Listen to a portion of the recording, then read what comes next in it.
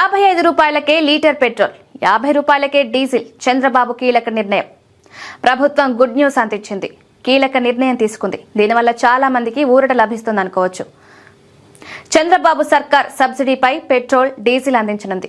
ఈ ఫెసిలిటీ అందరికీ ఉండదు, కేవలం కొందరికే వర్తిస్తుంది. దివ్యాంగులకు మాత్రమే ఈ వెసులుబాటు ఉంటుంది. వీళ్లకు తక్కువ ధరకే పెట్రోల్, డీజిల్ వస్తుంది.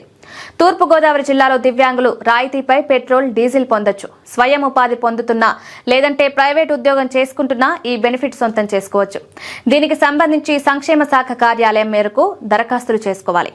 అందువల్ల దివ్యాంగులు రాయితీపై పెట్రోల్, డీజిల్ పొందాలని భావిస్తే వెంటనే అప్లై చేసుకోవచ్చు.